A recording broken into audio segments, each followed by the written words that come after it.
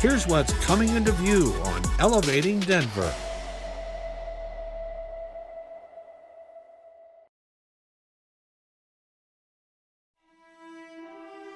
When I was a college student, a stranger broke into my apartment, held me there for 2 hours, and sexually assaulted me. I had never had any interaction with the criminal justice system to that point, and I knew what was happening to me at that time was a very black and white crime, that something was happening that wasn't supposed to. It was never a question in my mind of whether or not I would call 911 or ask for help, and that's exactly what I did. He was caught 3 weeks later, picking out his next victim. And because I knew that there wasn't that shame and stigma attached to my reporting, they were able to catch him, hold him accountable, and he is still serving his time in the Department of Corrections here in Colorado. I was believed every step of the way, but so many times people aren't.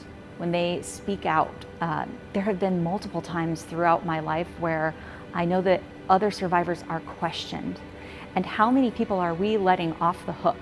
How many people are not being held accountable as the offenders that they are because those victims, when they had the courage to speak out, weren't believed?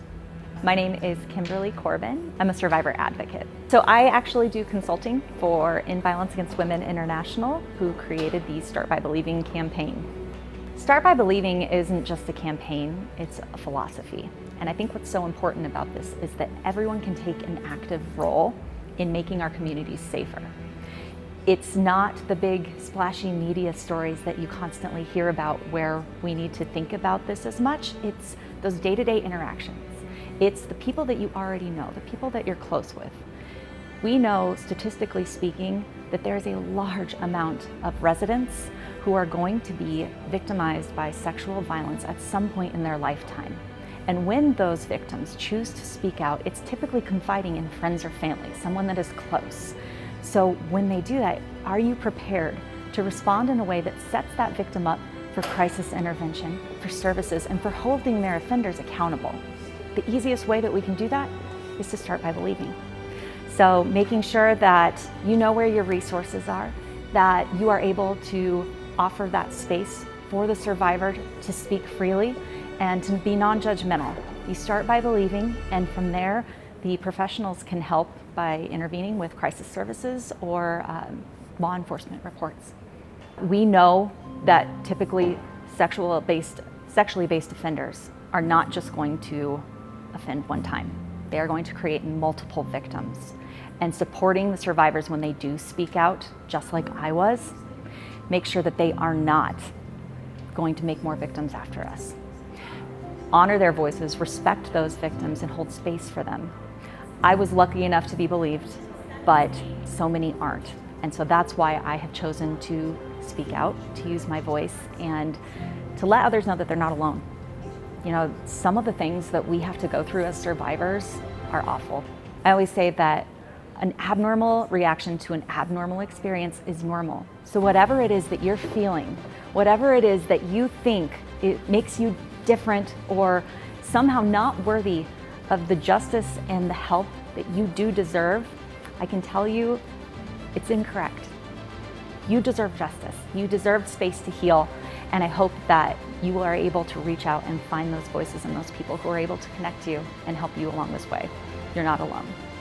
If you are a resident or you're coming across this and you're seeking any kind of resources or crisis intervention, here in Denver, the Blue Bench is a wonderful resource, especially for connecting you to whether it's legal representation or victim advocacy services. If you choose to report to law enforcement, you will have victim rights under our Colorado amendments.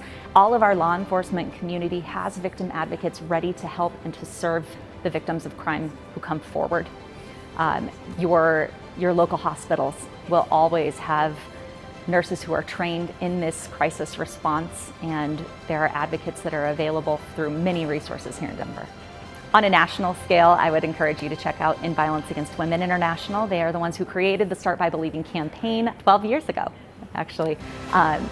The fact that it was brought to Denver in such a quick amount of time is really a testament to what this city is doing to make sure that our survivors and residents are supported. You don't have to have a story like mine to have a voice like mine. Your experience and your story matter, and I would encourage you to speak up for yourself and others, and especially during the month of April. Start by believing. Stay elevated by subscribing to the city's YouTube page and stay tuned to our social media channels for more content. Don't miss our new episodes of Elevating Denver, premiering each month. Thanks for watching, Denver.